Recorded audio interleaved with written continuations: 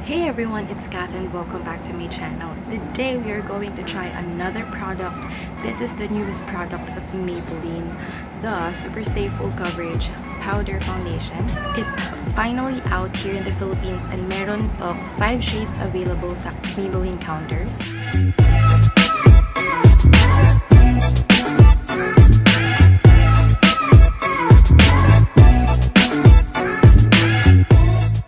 Ang kinuha kong shade is yung 220 Natural Beige. Yan siya.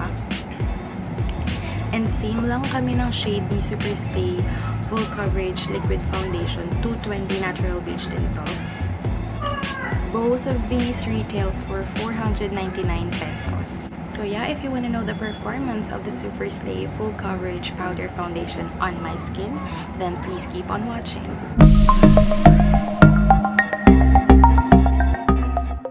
Start. Thank you so much for clicking this video. I hope you can join my family by clicking subscribe and the bell icon so you will be notified every time I post new videos. And of course, follow me on my socials at Kathirinco. I don't have anything on my face right now. So, ganito yung itsura niya. And when you open, plastic lang siya. When you open, nandito yung product. And I got this in the shade 220 Natural Beige. Ayan. And when you open, ito yung itsura niya. And then dito, andito yung kanyang sponge. So, and then the mirror. So, yung salamin niya, andyan din siya.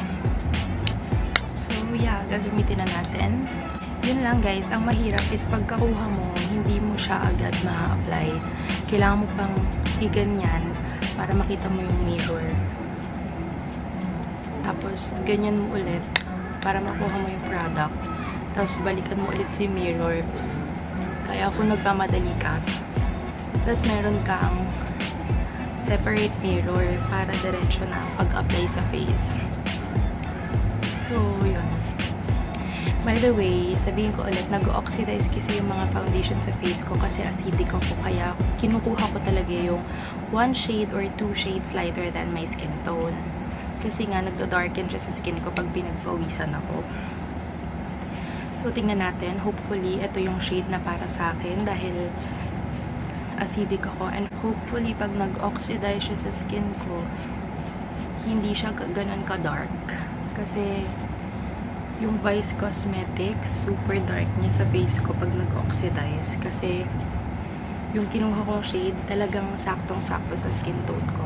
Dapat, 1 shade lighter at least yung kinuha ko. Pero, ayan siya. Sama na din natin si Net.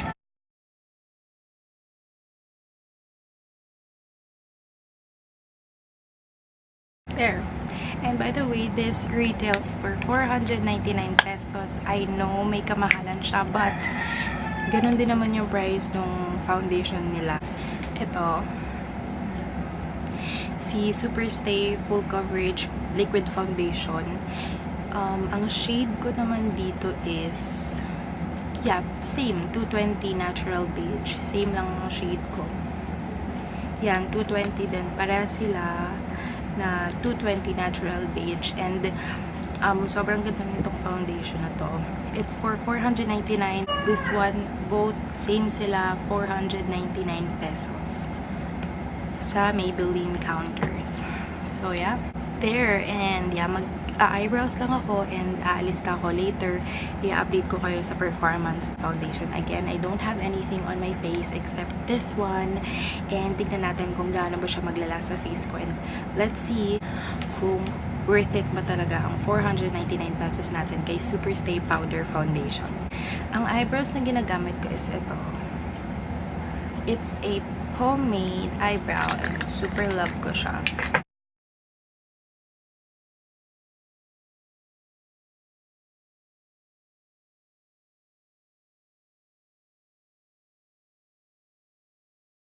I have brows and magli-lip tint ako.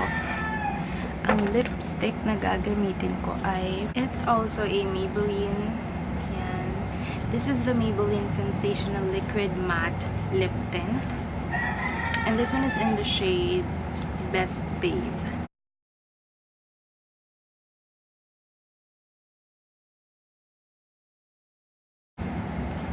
There. Alright, so we're done. Let's go. And yan, alis na tayo. And then, i-update ko kayo. The time is 7:05 in the morning. So, maglalakad kami ni baby papunta sa sakayan ng UV. And then, update ko kayo later about the performance of the Maybelline Powder Foundation. So far, ito yung itsura niya sa face ko. Super fresh. O, diba? Full coverage. Hindi ako nag-liquid foundation. As in, wala akong nilagay sa face ko. Except the Maybelline powder foundation, and ito siya sa skin ko. Sobrang full coverage and hindi siya matte finish. Ayan, kung makikita nyo. Diba? Ang ganda niya. So, later, i-update ko ulit kayo. Hey everyone! Nandito na ako and it's already 10:49 in the morning. Naitsura ng foundation sa face ko. Super pawis na, pero makikita nyo, nandun pa din yung coverage. Di pa din siya humuhulas, so. Pawis lang ako, pero makikita nyo pa din, nandyan pa din yung foundation. So, 4 hours na yung nakalipas. Later, i-update ko ulit kayo kung ano na yung status ng face ko.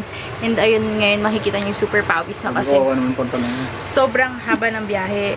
And i-update ko kayo later. Ayan, super nice pa din ng foundation sa face. Mas nauna pang nag-fade yung lipstick ko.